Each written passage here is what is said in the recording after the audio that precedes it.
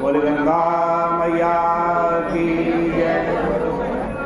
बोले सत्य सनातन धर्म की जय। बोले श्रीमद् भागवत महापुराण की जय।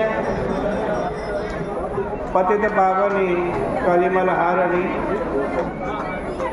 मोक्षदायिनी मंगलकारिणी माँ गंगा मैया का ये पावन तट है हरिद्वार हर की पौड़ी ब्रह्मकुंड। और इस पवित्र तीर्थ पे बैठ कर के श्रीमद् भागवत जैसे ग्रंथ का श्रवण कर लिया तो इससे बड़ा कोई पुण्य नहीं है। पूर्व जन्म के जब पुण्य उदित होते हैं तब श्रीमद् भागवत तीर्थ पर सुनने को मिलता।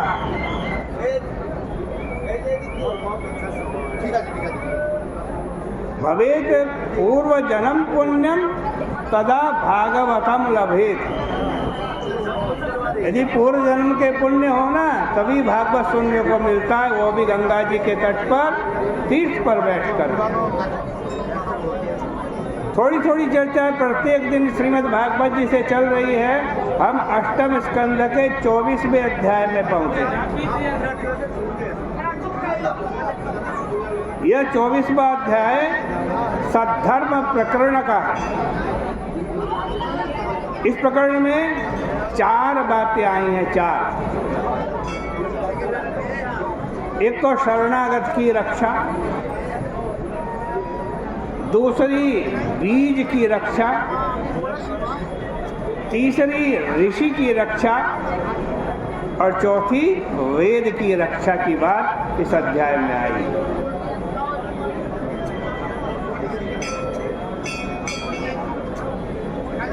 इन सब का सद्धर्म से संबंध होने के कारण इसका वर्णन इस अध्याय में आया। नहीं तो यहाँ सद्धर्म के प्रकरण में मत्स्यावतार का प्रसंग कैसे आ सकता था। साम्य इतना ही है तो भगवान के 2 अवतार जल में हुए। एक तो मत्स्यावतार और दूसरा कच्छपावतार भगवान है। दोनों जल में हुए हैं, लेकिन इनकी संगति केवल प्रसंग श्रवण मात्र में न होकर सद्धर्म में होनी चाहिए। जहाँ तक प्रलय का प्रसंग है, प्रलय के प्रसंग का प्रश्न है, उसका वर्णन कई लोग तो कल्पांत में मानते हैं। जब कल्प का अंत होता है तब प्रलय होती है। और कई लोग अवान्तर प्रलय के रूप में इसको स्वीकार करते हैं। और दोनों प्रकार की व्याख्या महापुरुषों के द्वारा की गई। इनको अपनी रीति के अनुसार ग्रहण कर लेना चाहिए। अब राजा परीक्षित के पूछने पर सुखदेव जी भगवान के मत्स्यावतार का वर्णन करते हैं। एक बड़े मजे की बात बताएं कि भगवान कभी मत्स्य बन जाते, कभी कच्छप बन जाते, कभी आधे मनुष्य आधे सिंह नरसिंह भगवान बन जाते, कभी शूकर भी बन जाते। आपसे कोई पूछो कि अगले जन्म में क्या बनना चाहोगे, कोई कहेगा मैं मछली बनना चाहूँगा, या कोई चाहेगा मैं शूकर बनना चाहूँगा, या कच्छप बनना चाहूँगा। कोई नहीं चाहेगा। हर कोई चाहेगा मैं भी इंसान बनूं, मनुष्य बनूं।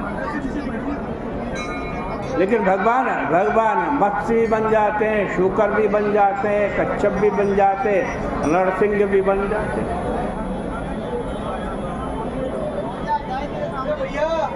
क्यों? कि भगवान का प्रयोजन इन सब से नहीं है। भगवान का प्रयोजन किससे है? जिससे मेरे भक्तों का कल्याण हो, मैं वो सब बनने को तैयार हूँ।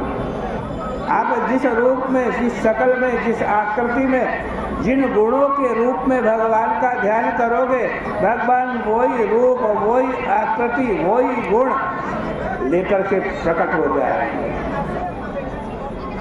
भगवान मत्स्य भी बने। कैसे बने भगवान मत्स्य? कथा सुना रहे हैं।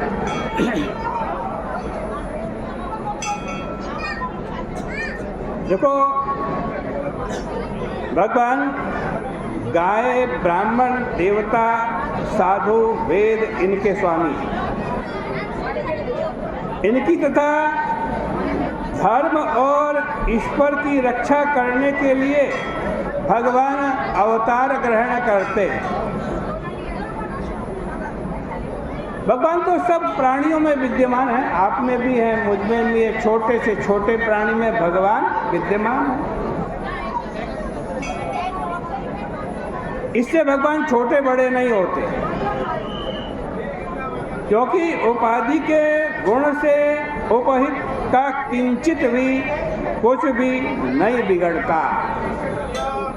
यही श्लोक आया भागवत जी में, आसीदतीत कल्पान्ते ब्रह्मो नैमित्तिकोलय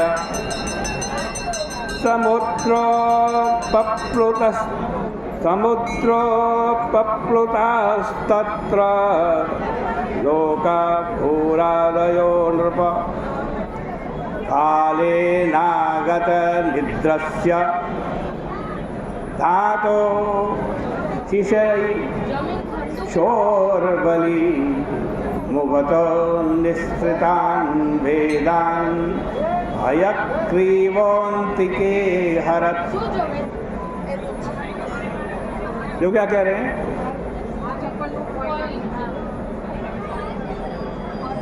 अतीत कल्पान्ते, अतीत नाम का कल्प है, उसके अंत में ब्रह्मो नैमित्तिकम लय, ब्रह्मो नैमित्तिको लय, एक नैमित्तिक लय ब्रह्म लय हुआ था। तब क्या हुआ? समुद्रोपप्लुतास्तत्र, उसमें समुद्र उपप्लुत हो गया और पृथ्वी आदि सभी लोग उस जल में लीन हो गए। ब्रह्मा को आई नींद और वेद उनके मुख से निकल गए और उन वेदों को हयग्रीव ने चुरा लिया।